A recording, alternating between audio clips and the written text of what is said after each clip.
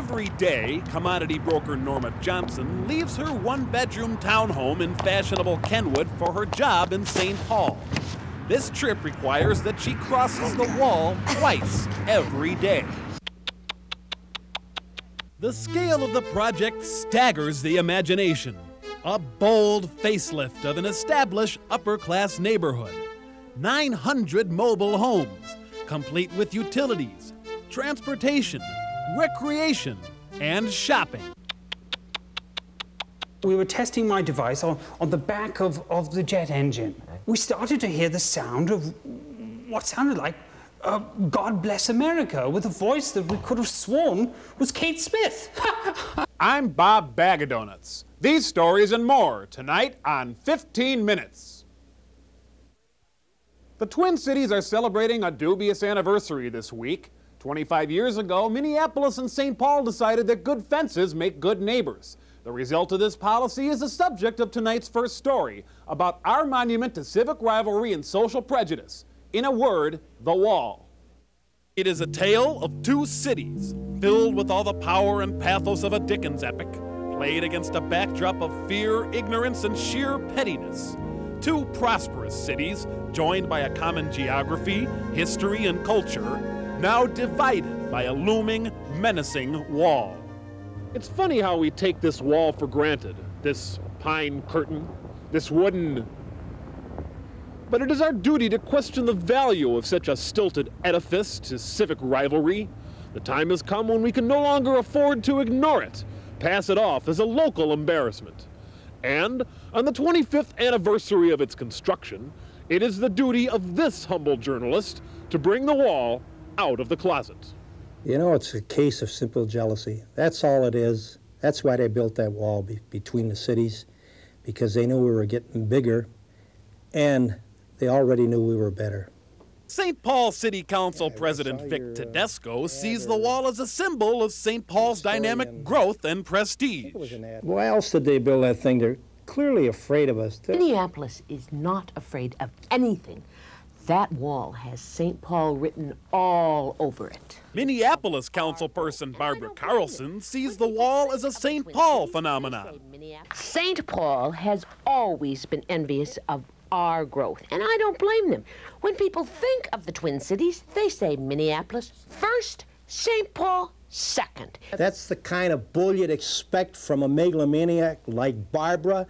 Megalomaniac? Well, let me tell you something. I would rather be a megalomaniac from Minneapolis than a councilperson from that wimpy little town. From the smoldering embers of this bonfire of jealousy arose a wall of frozen hate. From Rosedale in the north to Fort Snelling in the south, a pine curtain has descended upon us. It is a triumph of modern technology. Over 22 miles long, it rises and falls with the contours of the land. It cuts right through neighborhoods like the scalpel of a drunken surgeon, bisecting neighbors, isolating friends. Over 65 billion board feet of pine, enough timber to build an attractive 3-door stereo component shelf unit with convenient cassette storage rack for every man, woman, and child in North America. But is it only a wall? To find the answer to that question, you have to talk to people who live in and on both sides of the wall every day. Spend a moment listening to them. Sip some coffee and savor their stories about the wall and wall life. Perhaps enjoy a simple crumpet while you listen, or maybe an apple-filled Danish with that delicious white frosting and a smattering of slivered almonds. Oh, here we go. Yeah. Pardon me. All right, so what's the bottom line here, Norma? Bottom line? You know, what's the lowdown? What's the roux here? Roux, isn't that a mixture of butter and flour? You know, what I'm saying is, you know, when you have a gravy or a sauce or perhaps a gravy, and you boil everything away, you reduce it. So what's left for Norma? I have absolutely no idea what you're talking about. Every day, commodity broker Norma Johnson leaves her one-bedroom townhome in fashionable Kenwood for her job in St. Paul. This trip requires that she crosses the wall twice every day. Sure, I probably go through a lot more pantyhose than most women, but I feel physically stronger for it. I realize I may be breaking the law, but I don't consider it that way. I'm just a commuter like anyone else. Man, it ain't a wall. It's more like a sieve. I can tell you right now, they could give us 5 times the manpower. We still couldn't get 10% of what's coming through this wall. Ed Gums has been watching these crossings happen every day for the last 12 years. It's his job. Wait, right down here. Right down here, you see? By the fire hydrant. During our interview with Right Mr. at fire Gums, hydrant, our just cameras barely captured an actual crossing by more than 20 young professionals. In the business, Yeah, but with a they're known microphone as low. wall crossers. All right, freeze! It's a law that, I shouldn't be saying this, but it's a law that I don't agree with sometimes. But they got families, you know, and I got families, and they got families, and their families got relations, and, you know, and they got kids to feed, you know. I got kids, too, you know, and it's, they're people. Let's go. Roundups like this are a dime a dozen. No one ends up getting charged. Their IDs are checked, and then they're put on MTC buses, like so many cattle, and driven back across the border. Hey, pick up that slack there! If you prefer, you can always get someone to smuggle you across. For a price. On the streets, he's known as a jackass. Sure, I take him across. Lots of them. 20 a day sometimes. We'll call him Bill. We've concealed his identity and disguised his voice. So what's it like, this life of a jackass? It's not jackass, it's jackal, you jerk. Oh, I'm really sorry. Oh, so you'll take anyone across? Anyone. For a price? For a price. How much? Generally $100. $100? That's the going rate. Here's my $100. I want to go across. For you, it's 150. Why 150 for me? Because you called me jackass. After stopping by my electronic teller, we began the frightening ordeal of crossing the border. 150. Okay, there's your damn money. Okay, get in. In the trunk? Duke, you want to get across or not? Well, that's why I bought this great disguise. You look stupid. Now get in and shut up. Okay. Hope there's enough room in here. There's plenty of room. What a dork. I'm stuffed in a smelly car trunk now and we're underway. Oh, something hit me in the head. Hey, watch it. Oh, sorry. Who are you? John Smith. Oh, well, nice to meet you, John. I'm Mike Jones. You know, if it weren't for that elephant nose, I swear you're Bob Bag of Donuts for 15 minutes. Well, that's very flattering. Imagine me, a top-notch TV journalist. No, sorry, I'm just Mike Jones. Say, could you guys can it? Do you want to get across the border or not? Well, who the heck else is in here? I am. Me too. Count me in. Ow! Right here, get out. You're here? We're in the middle of nowhere. You're in St. Paul, now beat it. How am I supposed to get anywhere? You got all my money. Tough luck, Bob.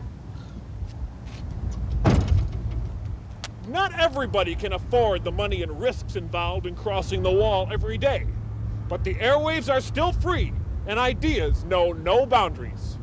Hello, Minneapolis. This is Radio Free St. Paul. The propaganda war is a continual one.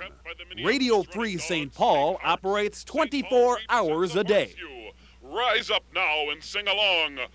Oh, St. Paul, your big sails ever shine.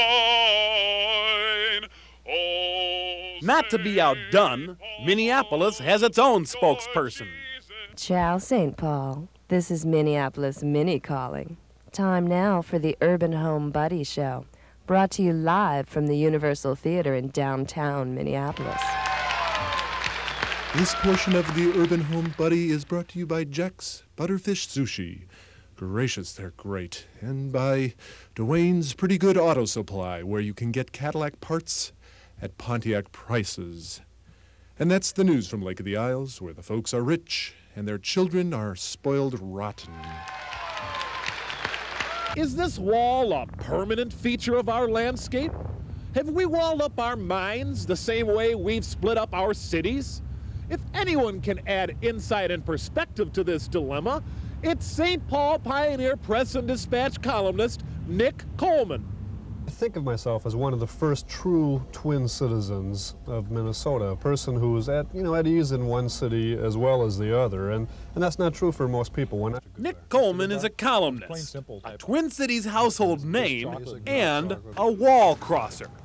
It's kind of comforting to have that wall there. It's sort of like the intercourse between the two cities is sort of protected by that wall. It's what I would call safe intercourse between Minneapolis and St. Paul. The wall kind of allows each city to have its own private space, you know. I mean, it's do its own thing and still, you know, it's just kind of like an open marriage, I suppose. To let St. Paul be St. Paul, and yet let Minneapolis... let Minneapolis try to be whatever it wants for a while, and, you know, knowing that in the morning it's probably going to be there still. In the end, there remains Minneapolis, St. Paul, and the wall. I dare them to take down that wall they put up. I dare them to look over here and see what they're missing. In fact, I double dare them. Well, Barbara, I'm rubber, you're glue. Whatever you say bounces off of me, but sticks to you, honey.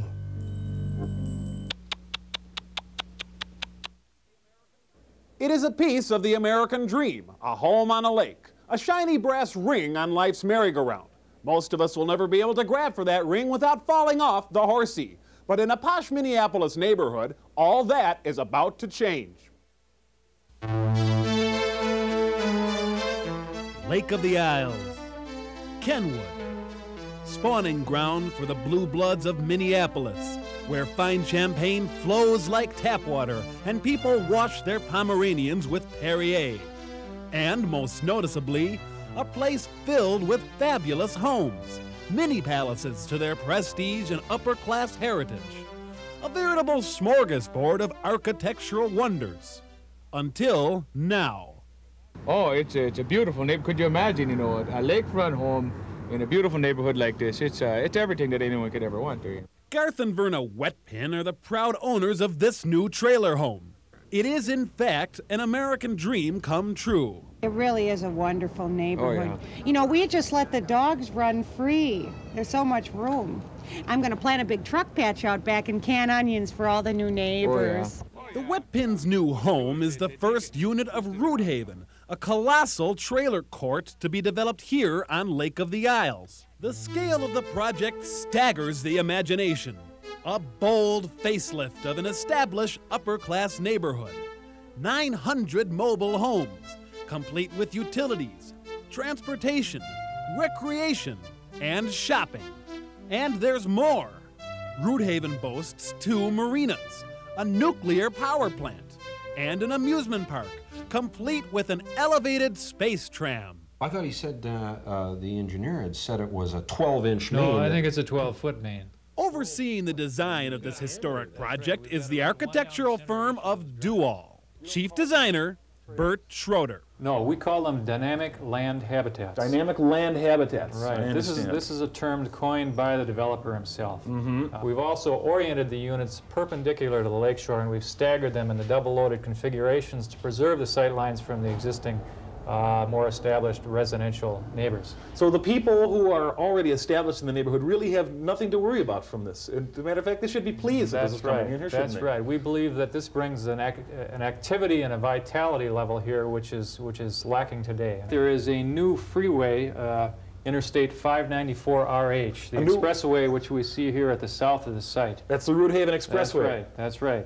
There is planned a new interchange just south of the lake here which will accommodate approximately 50,000 vehicles per day. The developer of this project? Minneapolis attorney Lyle Rude. I'm giving Minnesotans what they want, a home on the lake, and that's all. But you don't own the land. Just because somebody's grandfather built a shack here once doesn't mean they can hog the land forever. Hell, they're not even using the shoreline. That's the best part of the lake. Rudehaven is a complete sham. It will never get off of the ground. It's the ludicrous raven of a demented maniac. April March is the senior administrator for the Minneapolis zoning office. We showed her Lyle Rude's plans for Kenwood. This plan is a joke. We will never allow it. Why not? Why not? I'll tell you why not. Lake of the Isles is a city park. The key words being city and park. Secondly, his designs will never, in a million years, pass our very strict zoning. Zoning schmoning. I know the law and it's on my side. Those zoning morons are just jealous because they didn't think of it first. This is in the absolutely the worst possible taste. Imagine putting shacks up along this beautiful lake. Well, it's absolutely abominable. Puts me off my food. Mrs. Etta Palfrey St. James, president of the Kenwood Neighborhood Association, is upset. She won't take this situation sitting down. We have already hired a battalion of lawyers, and as a show of our solidarity, we have voted to picket. You mean Kenwood residents will be down here picketing? Oh, no. We've gone for outside help. Outside? Well, yes, we've hired a temporary agency. 4 days from now, 200 Kelly girls will descend upon the Wetpins' new home.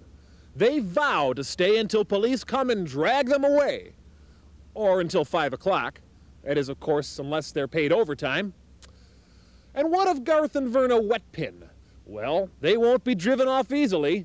They've staked their claim, and they're putting all their money, figuratively and literally, with Mr. Lyle Rude. Oh, yeah, we trust Mr. Rude. We really do. Yeah, well, he's an attorney, you know. Yeah. A wise man once said that a society's progress can be judged by the amount of noise it makes. If this is true, then America is still a world leader.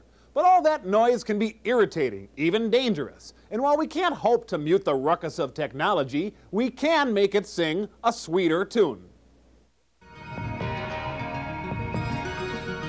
They are the apex of Western technology. Sleek, powerful, and very fast. The epitome of our development. Jets. But when they fly, they leave more than exhaust in their wake. They leave noise.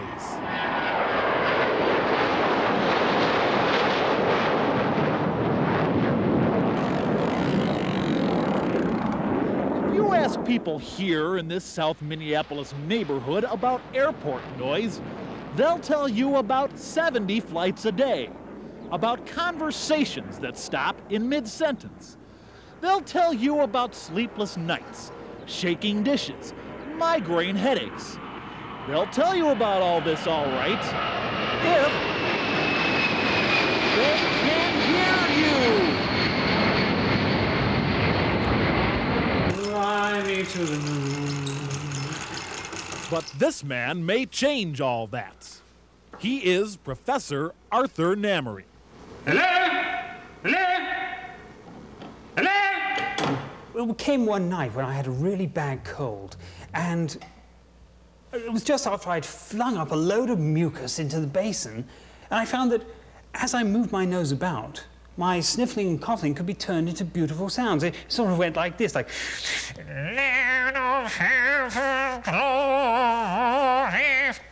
That's really disgusting, you know. Well, yes, but it was fruitful and fortuitous, and made me a lot of money. It is a simple case of applied technology. Namery took his idea and adapted it to one of the noisiest devices on Earth, the modern jetliner. I love doing that. We were testing my device on the back of the jet engine. We started to hear the sound of what sounded like God Bless America, with a voice that we could have sworn was Kate Smith. Jetliners fitted with Namery's device are singing a different tune. Listen. No, that's not the Empire Builder leaving for Seattle on Track 5. It's a Boeing 757 fitted with Namery's device. But flying freight trains aren't the only sound available. And if animal noises aren't your cup of tea, well, a little music, maestro. Namery's device produces a myriad of sounds, including some you may not expect, like fighting neighbors. The thanks I get for taking care of this dump every day. When have you ever done anything around here? Who's paying the rent on this dump Oh, anyway? yeah? Well, if I go out and get a job... Arguing neighbors may not be everyone's idea of a pleasing sound, but it is music to the ears of these South Minneapolis residents. Oh, it's really changed our lives. Oh, we used to hate those flyovers, but now we really love them. Wayne and Twyla Griesbach have lived in the final approach of runway 280 for the past 20 years. At that location, jets fly a mere 100 feet above their home. We really look forward to the flyovers now. They're really fun. My husband's an avid bird watcher, you know, and, well, he loves the sound of those midway commuters. They play bird song. Oh, nothing but, Bob.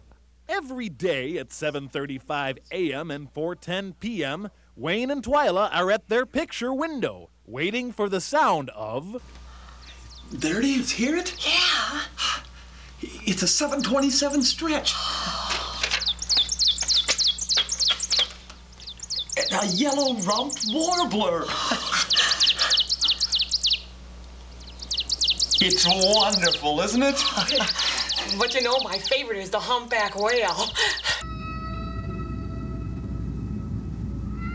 Mrs. Griesbach is referring to the twice-daily Northwest 727 flights from Seattle. What was once the angry growl of jet engines has been replaced with the comforting sound of the friendly humpback whale. Environmentalists like Green Whale Peace's Dawn Oken couldn't be happier. It's humbling. It really is. I mean, we've spent years protesting this kind of noise pollution, and for the industrial complex to have arrived at this solution, well, no, it's humbling. Of course, it's tough to please a 25-year veteran of the protest circuit. That jet produces the sound of a baleen whale, hardly indigenous to the Minneapolis area. We have clear evidence that Northwoods wolverines are mistaking the sound of those jets for Canadian brown moose in rut. Now, I've personally witnessed these wolverines hurling themselves into Lake Superior a good 2 weeks before their normal ritualistic dousing. You expect me to believe this load of crap? Whether you believe me or not, that doesn't change the fact that these fallacious whale cries are upsetting our entire ecosystem. Yeah, I suppose next you're going to tell me that whales are going to start migrating up the Mississippi and start spawning in Lake Itasca. They might. They just might. Despite the whining of a few disgruntled environmental extremists, the airplane muffling device is clearly a hit. Our skies are now filled with a veritable kaleidoscope of sounds. From birds to buffalo, with fighting neighbors and friendly whales in between, it's all part of the people and technology that are changing our lives here in these high-tech times.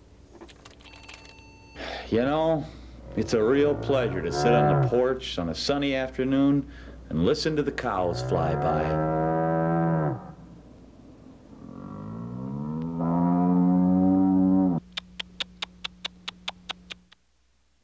I'm Bob Bag of Donuts. Join us next time for another edition of 15 Minutes.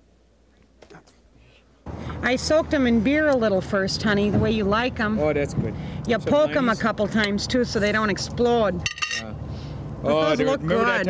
that time that your sister was over and she forgot to poke them? Oh, yeah. They got all over, remember? Yeah. That one burnt little Rennie's face, remember? Hit her? Oh, the poor kid. Yeah. Yeah, She looks okay now, though. Yeah, hasn't eaten a brat since, though. No. Poor kid. Don't those look good? Yeah. Mm. Oh. So you can smell They're that line almost starting to brown. Yeah. Yeah, they are. Yeah. Are those the skin on kind there? I can see the little knot. Yeah, they got the casings, the natural casings Oh, here. that's good, you know. Because you don't, because that's where your vitamins are. There. Yeah. Poke them a little bit. Will you, Bruno? You want a fork, Cal? Architectural drawings and illustrations by Duncan Malik and Cedar Swedberg Architects Incorporated, providing quality design services since 1975.